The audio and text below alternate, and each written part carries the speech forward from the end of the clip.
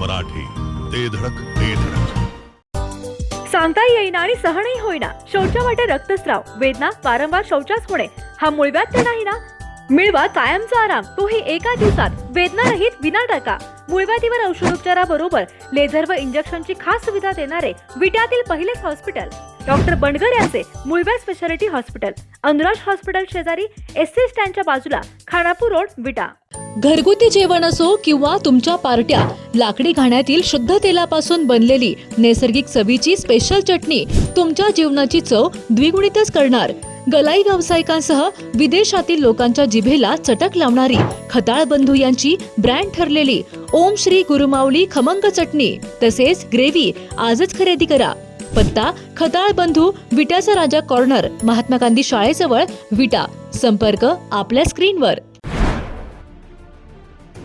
खासदार विशाल पाटील यांनी सांगली जिल्ह्यात मोठी खळबळ उडवून दिली आहे. जिल्ह्यातील वाढत्या गुन्हेगारीवरून विशाल पाटील प्रचंड आक्रमक झालेत. यावेळी आक्रमक झालेल्या विशाल पाटील यांनी सांगली पोलिसांवर कडाडून हल्लाबोल केलाय. सांगली जिल्ह्यात टक्केवारी आणि दर ठरवून खून प्रकार होत असल्याचा खळबळजनक आरोप खासदार विशाल पाटील यांनी केलाय. अल्पवयीन मुलांचा वापर करून जिल्ह्यात खून केले जात असल्याचे देखील विशाल पाटील यांनी स्पष्ट केलंय. परंतु गुन्हेगारांना सोडवण्यासाठी पोलीस फक्त सेटलमेंट करत असल्याचा आरोप खासदार विशाल पाटील यांनी केलाय. पोलीस स्टेशन विकले गेले आहेत, त्यामुळे कायदा आणि सुव्यवस्था आता उरली नाही, असा दणका देत खासदार विशाल पाटील यांनी पत्रकार परिषद घेऊन सांगली पोलिसांचा चांगलाच समाचार घेतलाय. तर मुख्यमंत्री देवेंद्र फडणवीस यांनी या सगळ्या प्रकाराचे उत्तर द्यावे, अशी मागणी पत्रकार परिषद घेऊन खासदार विशाल पाटील यांनी केली आहे.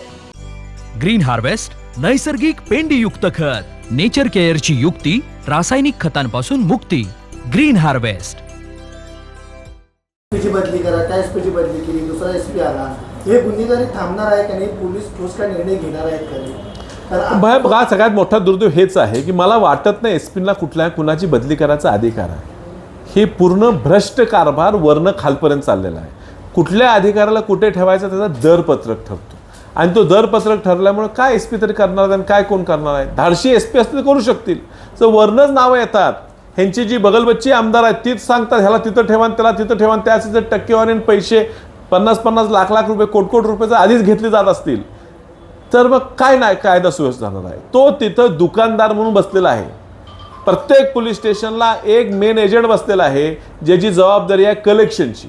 ही कलेक्शन करायचं, एसपीला एवढं द्यायचं, इन्स्पेक्टरने एवढं वाटून घ्यायचं, खालच्याने एवढं वाटून घ्यायचं, वरपर्यंत. वर कुणाला जाते? अभ्यास करावा. पोलीस स्टेशन पूर्णपणे विकलं गेलेलं आहे. कुठेही कायदा सुव्यवस्थेचा काही प्रश्न त्या ठिकाणी कंट्रोल करायचा प्रयत्न केला जात नाही. सांगली जिल्ह्यात सुरू आहे जे रोज जे वर्षाची सुरुवात झालेल्या पहिल्या दिवसापासून आज 6 महिने होत आले आणि ह्या 6 महिन्यात जी खुनाची आकडेवारी आहे तुमच्या सगळ्यांच्या पुढे आहे. पोलिसांवर लोकांचा पूर्णपणे विश्वास उडालेला आहे. पोलीस स्टेशनला जाऊन एखादी तक्रार द्यायची म्हणजे स्वतःवरच एक केस ओढून घ्यायची अशी परिस्थिती निर्माण झालेली आहे. कालचीच घटना, पोलीस स्टेशनला, संजयनगर पोलीस स्टेशनला एक कार्यकर्ते गेले होते. त्यांच्या घरात घुसून काही नशेतली पोरं धमकी देऊन, पैसे मागून, खंडणी मागून गेली.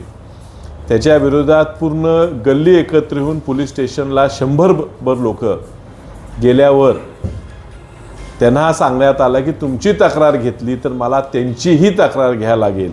याचा अर्थ तुम्ही तक्रार देऊ नका, आपापल्या घरात जावा. त्या व्यक्तीचा जर पुन्हा पैसे नाही दिले म्हणून जर खून झाला असता तर जबाबदार कोण? ह्या सांगलीतल्या काही इलाक्यात जे खून होतात त्या खून झाल्यावर एक पॅटर्न आलेला आहे. तो पॅटर्न असा आहे की खून झाल्यावर अल्पवयीन मुलगा काही दिवसानंतर पुढे येतो आणि तो कबुली देतो की तो खून मीच केला आहे. त्या मुलाचा त्या खुनाशी काही संबंध नसतो. मात्र ह्या अशा तरुण मुलांना सुधारगृहात पाठवून वर्षभरात सोडवून घेऊन अशी खुनाची आरोप स्वतःच्या अंगावर घेण्यासाठी एक टोळी ह्या पोलिसात काम करते आणि त्यात पैशाचा दर ठरतो. खून झाल्यावर त्या खुनातनं सुटायचं कसं ह्यासाठी सुद्धा दरपत्रक आज या पोलीस स्टेशनच्या माध्यमातून सगळीकडे आलेलं आहे. SP आता नवीन आलेले आहेत, त्यांनी काय ह्या ठिकाणी करण्यासाठी आलेले आहेत हे अजून कळलेलं नाही. ही जतची घटना सगळी घडत होती. जतला हा जो निलेश गर्दे नावाचा वॉन्टेड क्रिमिनल आहे किंवा जामीनवर सुटलेला क्रिमिनल आहे, तो तडीपार आहे, त्याला सांगलीत येता येत नाही. मात्र तो सांगलीत येतो, धमक्या देतो, वेगवेगळ्या प्रकारच्या खुनात त्याचं नाव आहे.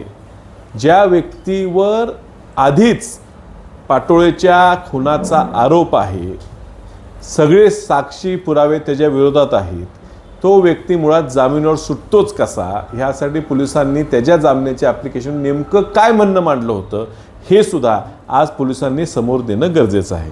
आणि हा सुटलेला व्यक्ती पुन्हा खंडणीसाठी व्यवसाय चाललेला आहे, हमालीचा व्यवसाय असेल, चांगला व्यवसाय चालला आहे म्हणून त्या ठिकाणी त्यांनी पैसे मागितले, पैसे दिले नाहीत आणि त्याच्यावर तक्रार केली. म्हणून तक्रारी करायला का आला म्हणून मार्केट कमिटीचे माजी संचालक त्यांना दम दिला गेला. त्यांच्या घरी जाऊन त्यांचा नातू जो आत्ता मारुती बनगर जो मार्केट कमिटीचा संचालक आहे त्याच्या मुलाला 13-14 वर्षा मुलाला गोळी घालण्यात आली आणि ही घालण्यात आल्यावर तो आजही आरोपी ह्यांना सापडलेला नाही.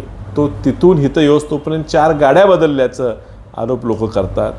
ते 4 गाड्या कुणाच्या होत्या, कुठे होत्या, तो मोबाईलवर बोलत आला, घर हुडकत आला, त्याला ह्या घराचा पत्ता कुणी दिला, ह्या चौकशा पोलिसांनी कशा करायच्या आम्ही सांगायची गरज नाही. त्यात त्यांचं ते काम आहे, त्यांनी करायला पाहिजे.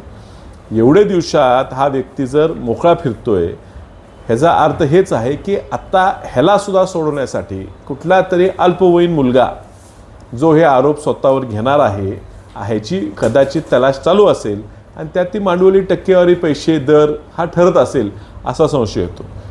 ही आणि एक घटना परवा दिवशीची कवटेपिरांना एका महिलेला गाडी उडवून गेली, त्या महिलेचा मृत्यू झाला. तिचा नवरा पॅरालिसिसने ग्रस्त आहे, मुलं नोकरीला नाही आहेत. पहाटे 6 वाजता ही घटना घडली. पोलीस स्टेशनला ताबडतोब कळवण्यात आलं. जो आरोपी आहे, संशयित आहे, तो व्यक्ती शासकीय सेवेत कामाला आहे. तक्रार ही आहे की कदाचित पेक्षा नक्कीच तो दारूच्या नशेत होता आणि त्यामुळे त्यांनी ही घटना घडली. त्या बाईला उडवलं, पुढे लहान मुलीला उडवलं, तो पुढे गेला. पोलिसांकडे तक्रार करून घरच्या लोकांनी ती गाडी कुठं आहे, तो व्यक्ती कुठं आहे, त्या घरापर्यंत 2 तासात ते पोचले. मात्र पोलिसांनी ह्या व्यक्तीला 36 तास ओलांडोस तोपर्यंत अटक केली नाही. 36 तासाने तोच त्या ठिकाणी पोलीस स्टेशनला आपोआप हजर झाला. 36 तास का थांबला? नशेत होता हे रेकॉर्डला येईन, टेस्ट होईल म्हणून का? बरं 36 तासाने आला तरी त्या व्यक्तीची ब्लड टेस्ट घेण्यात आली नाही. 36 तासानं काय झाला? काहीतरी अंश मिळाले असते, तपास घेण्यात आलेला नाही. संशय विषय काय? म्हातारी मिळालं दुःख नाही, ॲक्सिडेंट होतो, घडतो, कोणाकडनं पण घडतो. पण पोलीस स्टेशन पहिला आरोपी पकडायच्या आधी सेटलमेंट कसं करायचं, समोरच्याला कसं वाचवायचं आणि सामान्याला कसं त्रास द्यायचा हेच बघणार असेल. मी फक्त 2 दिवसाची उदाहरणं दिली, पण हे राजरोज चाललेलं आहे. पूर्णपणे विश्वास पोलिसांवरनं लोकांचा उठलेला आहे.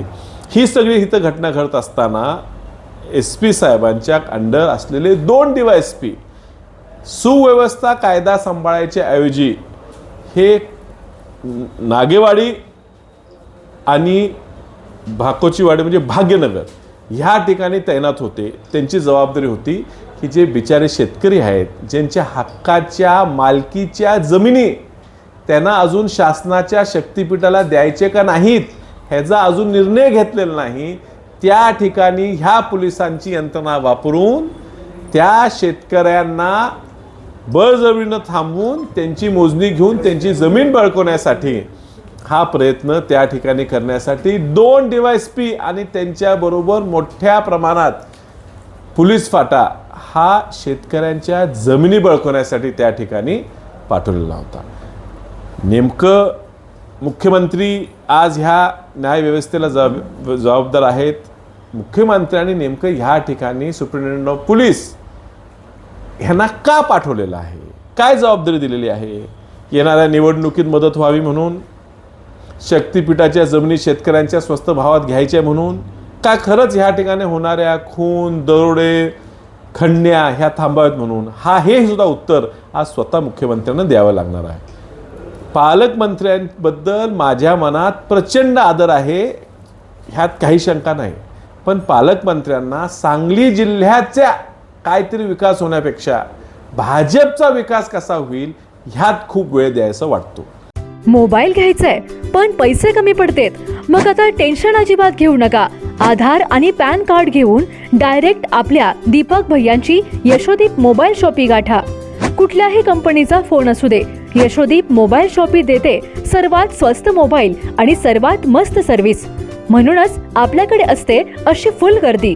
आता समर्थ फोटो स्टुडिओ समोर, कराड रोड, विटा. जिओ मराठी, ते धडक ते धडक.